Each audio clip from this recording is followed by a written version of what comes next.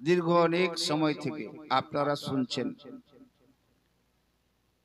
আল্লাহ এবং রাসূলের বাণী, জ্ঞানের উপর কথা শুনলেন, এডুকেশনের উপর কথা শুনলেন। কিন্তু আজকের আমাদের অবস্থা কি? সন্ধ্যা যখন দেখলাম বাজারে অনেক হাজার হাজার লোক এখানে আসছিল, আস্তে আস্তে করে সবাই জলসা দেখতে আসছিল, চলে গেল। কিন্তু কিছু মানুষ আছে, এই জন্য আমি অনেক চিন্তাধারা করার পর চিন্তা করতে লাগলাম কে বাচ্চা যে জন্ম হয় মার পেট থেকে হয়। আচ্ছা, এটা উল্টা করলে হবে না? বাবার পেট থেকে কেন হয় না?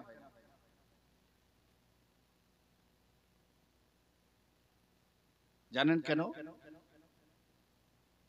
আল্লাহ জানে এই মায়েরা ধৈর্যশীল বেশি।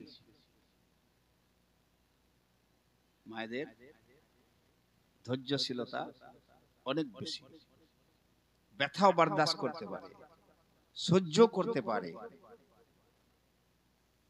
एक किसी ने कहा था, औरत उस नाजुक नर्म नाजुक शाख की मानिंद है जो थोड़ी सी हवा में झुक जाती है, मगर तेज तूफान भी उसे तोड़ नहीं सकता। এজন্য মায়ের পেটে বাচ্চা, মরদের পেটে বাচ্চা যদি হতো না জানে কোথায় কি করতো জানি না।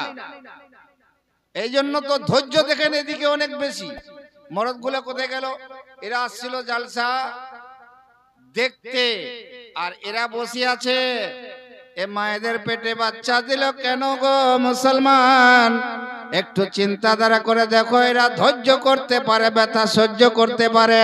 রাতের বেলায় অন্ধকার রাত্রে যখন সবাই শুয়ে যায়, মেঘ মায়ের পেটে যখন একটা বাচ্চা থাকে কত কষ্ট হয়। কেউ মানুষ বুঝতে পারবে না, মরদ মানুষ বুঝতে পারবে না, বেটা মানুষ বুঝতে পারবে না, শুধু মায়ে জানে একটা বাচ্চা জন্ম দিলে কত কষ্ট হয়। আমার আল্লাহ বলে, ও মা তোমরা চিন্তা করিও না, তোমরা চিন্তা করিও না। আমার আল্লাহ বলে, এক মা যখন একটা বাচ্চা জন্ম দেওয়ার সময় একবার আল্লাহ বলে, আল্লাহ আমার বলে, আমি তার সমস্ত ছোট মোটো গুনাহ মাফ করিয়া দিই। এই জন্য মায়েদের মধ্যে ধৈর্য অনেক বেশি। আলহামদুলিল্লাহ, আপনারা বসে আছেন।